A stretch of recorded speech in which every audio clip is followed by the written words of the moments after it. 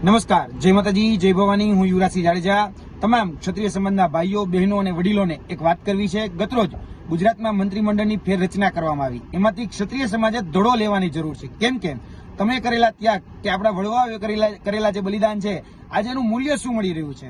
એક સમયે પાયાના પથ્થર હતા, આજે કેબિનેટમાં કઈ જગ્યાએ સ્થાન મેળવી રહ્યા છે. કેટલોક સમય તમે ઇતિહાસને ગા કરશો, ઇતિહાસને વાગોળિયા કરશો. યાદ કરો, ઇતિહાસમાં તમે ક્યાં હતા અને વર્તમાનમાં તમે ક્યાં છો. એ યાદ કરવાનો સમય આવી ગયો છે. કેમ કે જયારે લોકશાહી આવી અને લોકશાહી પછી જે સરકારો બની, એમાં માધવસિંહ સોલંકીનો સમય યાદ કરો. 11 મંત્રીઓ હતા, કેબિનેટ કક્ષામાં પણ મંત્રીઓ હતા. શંકરસિંહ વાઘેલાનો સમય યાદ કરો, 8 મંત્રીઓ હતા. અમરસિંહના સમયમાં 8 મંત્રીઓ હતા. અરે નરેન્દ્ર મોદી સાહેબ જયારે ગુજરાતના મુખ્યમંત્રી હતા, તો ત્યારે પણ ક્ષત્રિય સમાજ એમાં શોભા વધારતું હતું.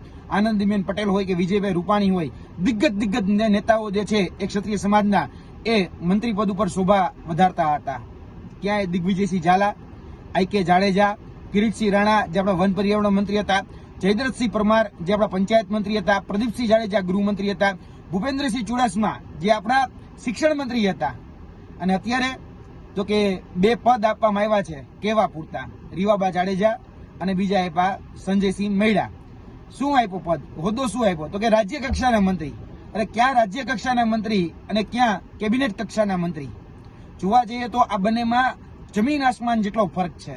ફક્ત ફોટો સેશન કરાવવાનું અને જે નાકાઓ કે એ પૂછી અને કાઢી અને કામ કરવાનું. બાકી પોતાની રીતે કોઈ જ પ્રકારનો નીતિ વિષયક નિર્ણય એ જાતે ન કરી શકે. અને નીતિ વિષયક નિર્ણય કરવા માટે સમજતા જ 2 વર્ષ ક્યાં પૂરા થઈ જશે ને એ ખબર પણ નહીં પડે. બોર્ડ, નિગમ આજે એકેય જગ્યાએ આપણે ક્યાંય છીએ નહીં. બધી જ જગ્યાએ કાકરી કાઢ નાખી છે. સહકારી ક્ષેત્ર જોઈ લો તો સહકારી ક્ષેત્રની અંદર ગુજરાતની આટલી સહકારી સંસ્થાઓ છે, ડેરી છે, બેંક છે, બધું જ છે. પણ એ સહકારી ક્ષેત્રમાં આજે ક્યાં છીએ આપણે? તો કે ક્યાંય નહીં. એટલે ક્ષત્રિય સમાજ વિચાર કરે કે શંકરસિંહ રાણા જે આપણી મધુર ડેરી છે, એના સિવાય મને યાદ કરાવો કે કોઈ પણ સહકારી ક્ષેત્રમાં આપણે મોટા હોદ્દા ઉપર ક્યાંય આપણે હોય. બાકી બધી જ જગ્યાએ જે સહકારી ક્ષેત્રની જે સંસ્થાઓ છે, એમાં અન્ય સમાજના લોકો આજે પોતાના બળબુદ્દા ઉપર બરાબર એ ક્યાં સુધી પહોંચી ગયા છે. અને વાત રહી કે ભાજપનું સંગઠન, તો એક સમય હતો કે ભાજપના સંગઠનમાં પણ ક્ષત્રિય સમાજનો દબદબો હતો. શંકરસિંહ વાઘેલા, રાજેન્દ્રસિંહ રાણા એટલે કે રાજુભાઈ રાણા, પ્રદીપસિંહ વાઘેલા એટલે કે પ્રદીપસિંહ બકરાણાવાળા, કૌશલ્ય કુંવરબા એટલે કે કૌશલ્ય કુંવરબા રાજ, આ બધા જ એક સમય હતો કે જ્યારે પાયાના પથ્થર તરીકે કામ કરવાનું હતું. જ્યારે ભારતીય જનતા પાર્ટીને મજબૂત કરવાની હતી, ત્યારે લોકો પાયાના પથ્થરમાં હતા. અને આજે ક્યાં છે? બધા જ ફેંકાઈ ગયા ને. આથી મને યાદ છે, થોડા સમય પહેલા એક ઉત્તર ગુજરાતની મોટી ડેરીની અંદર હમણાં ચૂંટણી થઈ, તો એમાં ભારતીય જનતા પાર્ટીએ ક્ષત્રિય સમાજને મેન્ડેટ નું આપ્યું. એટલે એ દિલીપસિંહ બારડે અપક્ષ ઉમેદવારી કરી. તો એ અપક્ષ ઉમેદવારી કરીને તેમાં ક્ષત્રિય સમાજના જે બાળકો જે ડેરીની અંદર કામ કરતા હતા એને છૂટા કરી દેવામાં આવ્યા. તો પણ આપણે કશું જ કઈ ન કરી શક્યા.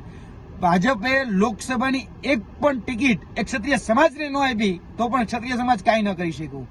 પાયાના પથ્થરમાં બધા જ લોકો હતા. ક્ષત્રિય સમાજ હોય, બ્રહ્મ સમાજ હોય, આહિર સમાજ હોય, આજે બધાની અવગણના કરવામાં આવે છે. આજે 162 માળનું બિલ્ડિંગ બની ગયું, બરાબર, 162 માળનું. જે લોકોએ પાયાના પથ્થર તરીકે કામ કર્યું એ આજે એક પણ જગ્યાએ દેખાતા નથી, બરાબર. અને હંમેશા જોવા જઈએ તો ક્ષત્રિય સમાજને નીચો પાડવામાં આવે છે. રામલીલા જેવી મૂવી જોઈ લો, પિક્ચર જોઈ લો, પદ્માવત જેવી મૂવી જોઈ લો. હમણાં થોડા સમય પહેલા કહી શકાય કે રાજકોટના રતનપર ખાતે જે આંદોલન થયું, અસ્મિતા આંદોલન, પાઘડી ઉછાળી દેવામાં આવી અને જાહેરમાં પોલીસે માતા બહેનોની સાડીઓ ખેંચી, તો પણ આપણે કાંઈ ન કરી શક્યા.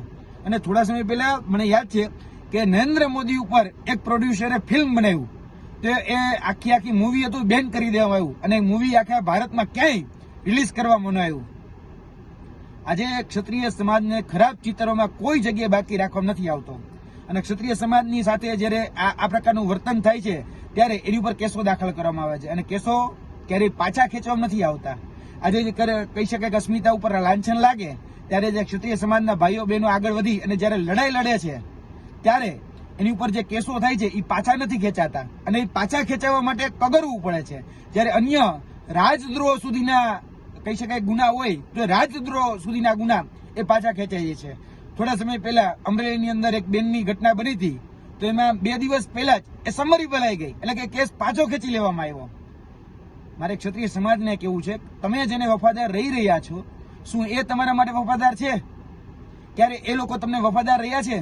આજે પાયાના પથ્થરો હતા, આજે એ વટવૃક્ષ બની ગયું, તો આજે તમારી કાકરી કાઢી નાખી છે.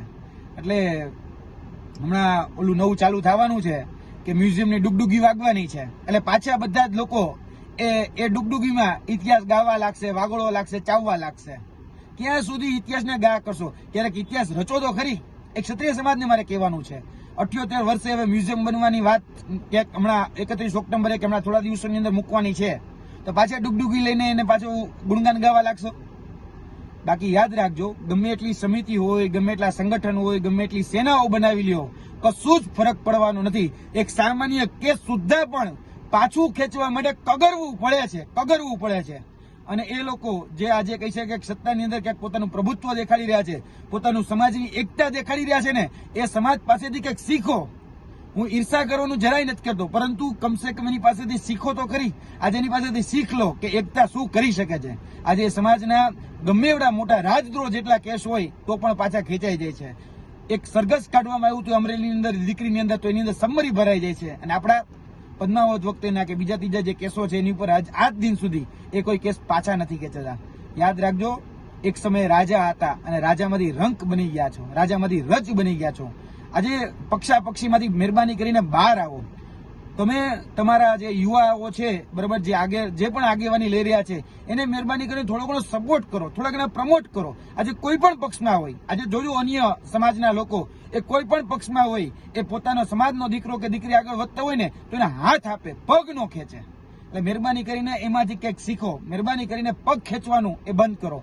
પક્ષી ભૂલી અને સમાજનો વ્યક્તિ જો આગળ આવતો હોય ને તો મહેરબાની કરીને સપોર્ટ કરો, બરાબર. બાકી આજે જે આ કહી શકે કે મંત્રીમંડળની અંદર જે થઈ રહ્યું છે એમાં એટલું તો મારું એક ટકોર છે જ કે તમારી કાર ખરાબ હોય ને, કાર એટલે કે ગાડી ખરાબ હોય ને, તો ડ્રાઈવર બદલવાથી કશું નથી થવાનું, તમારે તમારી પૂરેપૂરી કાર જ બદલવી પડે છે. એટલે સમજૂને ઈશારો કાફી છે. અને ક્ષત્રિય સમાજને પણ કહેવાનું કે ભાઈ આ બધી જ વાતમાંથી ક્યાંક ધડો લ્યો. ભૂતકાળમાં એટલે કે ઇતિહાસમાં તમે ક્યાં હતા અને વર્તમાનમાં તમે ક્યાં છો એ સમજવાનો સમય એ આવી ગયો છે. અને આમાંથી ધડો લઈને જો આગળ વધશો તો હું ચોક્કસપણે માનું છું કે આ જે બાબતો છે એ બાબતોની અંદર આગળના દિવસોની અંદર કોઈ જગ્યાએ કોઈ સારો વ્યક્તિ કાં તો કેબિનેટમાં પહોંચશે, કાં તો મંત્રીમંડળમાં સુધી પહોંચશે, ત્યાં પછી એ બોર્ડ, નિગમ કે અન્ય ચેરમેનો કાં સહકારી ક્ષેત્રમાં આગળ વધશે. પણ એકતાની જરૂર એક ક્ષત્રિય સમાજને છે.